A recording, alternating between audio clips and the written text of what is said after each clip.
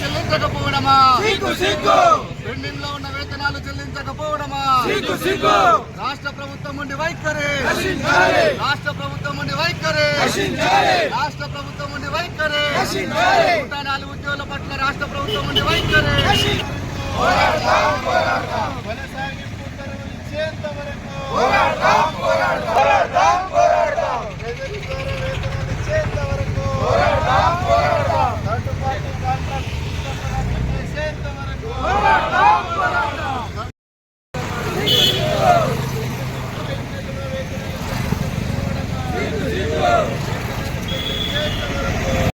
గారు స్పందించాలి, డిఎంఎన్హెచ్ఓ గారు స్పందించాలి, వైద్యారోగ్య శాఖ మంత్రి గారు స్పందించాలి.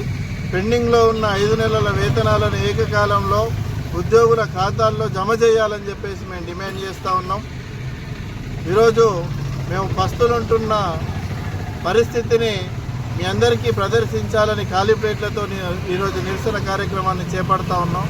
కాబట్టి మా సమస్యలను వెంటనే ప్రభుత్వము, జిల్లా అధికార యంత్రాంగం పరిష్కరించే దిశగా కార్యాచరణను ప్రారంభించాలి. అదేవిధంగా థర్డ్ పార్టీ కాంట్రాక్టర్ ద్వారా వేతనాలు ఇస్తున్నారు. ఈ పద్ధతికి స్వస్తి పలకాలి. ట్రెజరీ ద్వారా ప్రతి నెల 1వ తేదీన ఉద్యోగుల ఖాతాల్లో డబ్బులు జమ చేయాలి.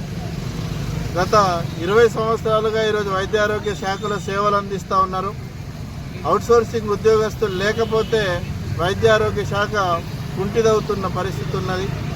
కాబట్టి వీళ్ళందరినీ ప్రభుత్వ ఉద్యోగులుగా గుర్తించాలి, ఇతర సమస్యలను పరిష్కరించాలని చెప్పేసి మేము డిమాండ్ చేస్తూ ఉన్నాం. మా వేతనాలు చెల్లించని పక్షంలో, ఇతర డిమాండ్లను పరిష్కరించని పక్షంలో అవసరమైతే ఈ పోరాటాన్ని హైదరాబాద్ వరకు విస్తరిస్తామని ఈ సందర్భంగా హెచ్చరిస్తాం.